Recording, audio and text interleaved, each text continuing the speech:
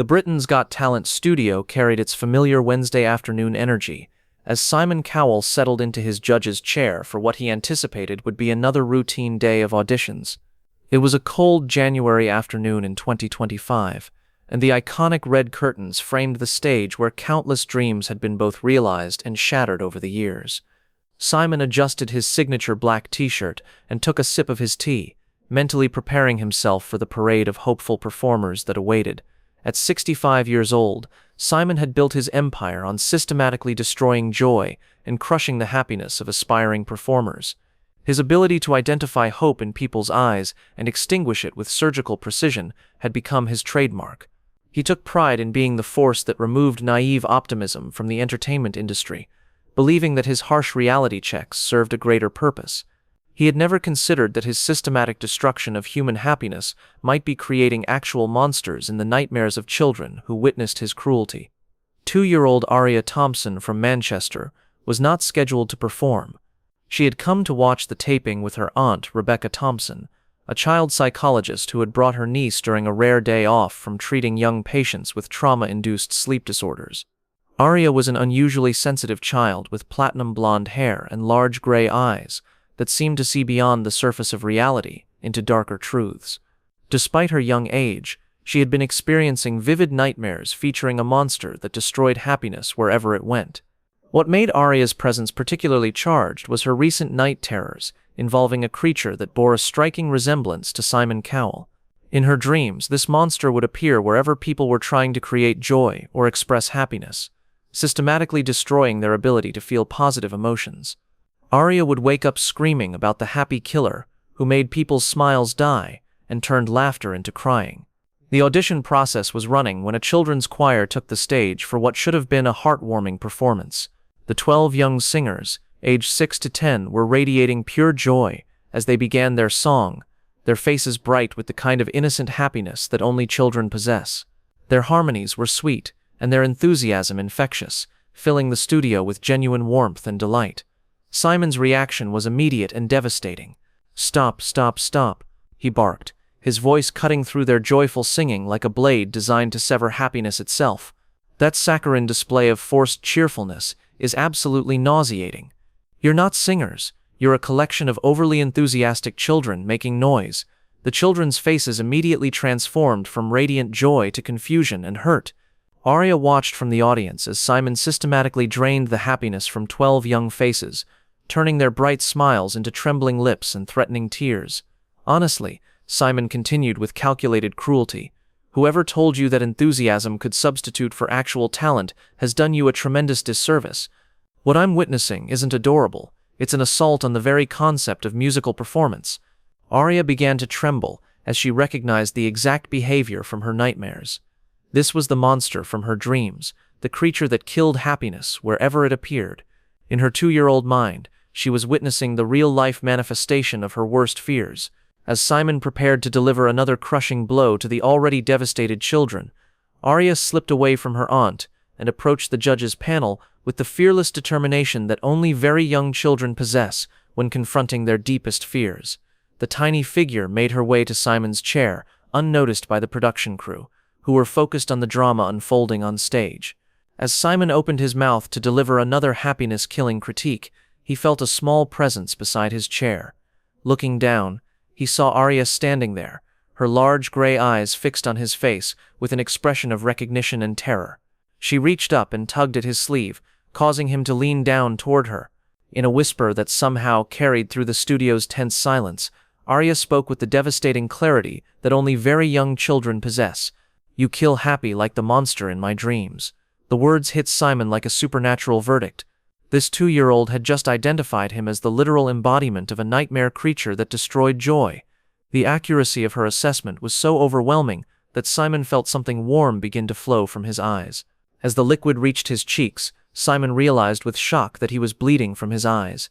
The physiological response to being recognized as a monster that killed happiness was so extreme that his body was manifesting the internal horror of what he had become.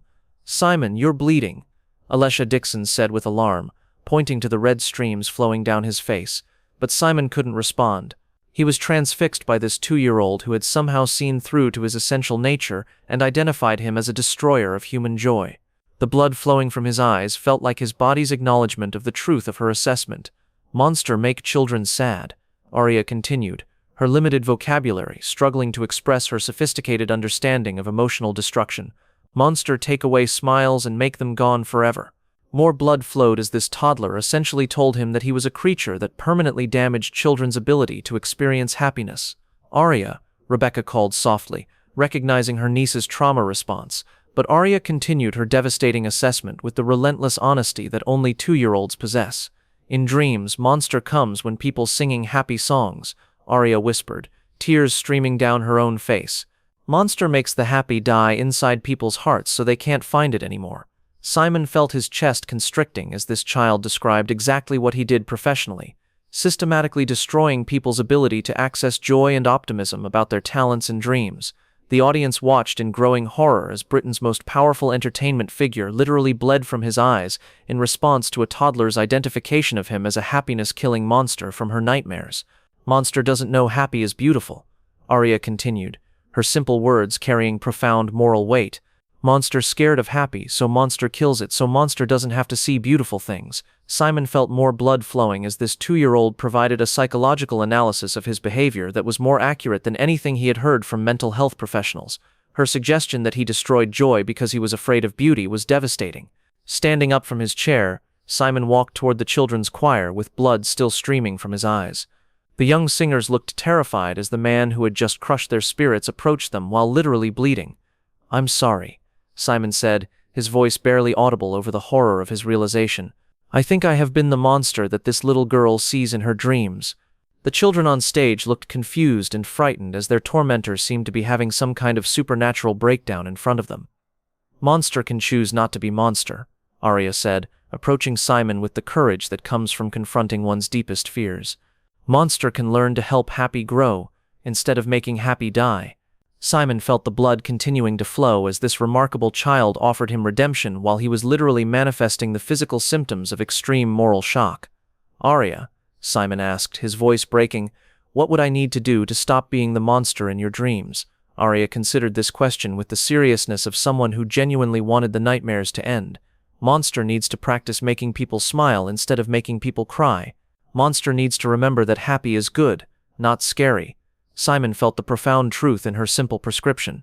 This 2-year-old was essentially telling him that redemption required reversing his life's work from joy destruction to joy creation. The remainder of that day's auditions became an exercise in Simon attempting to nurture rather than destroy happiness.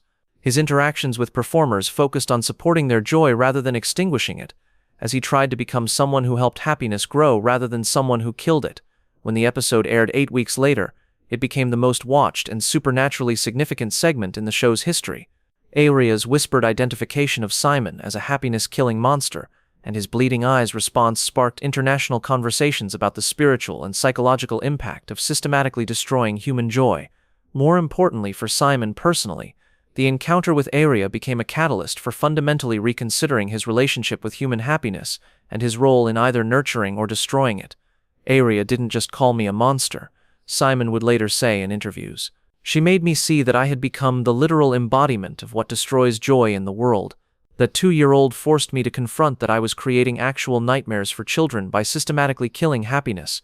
The conversation led Simon to work with child psychologists and trauma specialists to understand how his behavior affected vulnerable people, particularly children who witnessed his destruction of joy. 6 months later, Simon invited Aria and her aunt back to the show. Aria was curious to see if the monster had learned to stop killing happiness. "Monster still in there?" Aria asked with the same directness that had characterized their first meeting. Simon knelt down to her eye level, his expression genuinely peaceful for the first time in years. "I'm learning how to help happiness grow instead of killing it, Aria. You taught me that protecting joy is more important than being powerful." Aria studied his face carefully before offering a tentative smile. "Good. Now maybe monster can be helper of happy instead of killer of happy." The story became a landmark moment in discussions about the spiritual impact of destroying human joy and the possibility of transformation from joy killer to joy protector. But perhaps most importantly, the conversation demonstrated that sometimes the most profound moral truths about our impact on human happiness come from those who experience our cruelty as literal nightmare creatures, in this case, a 2-year-old girl whose dreams had been invaded by the monster version of someone who systematically destroyed Joy and who had the courage to whisper the truth about what he had become while offering him the possibility of becoming something better.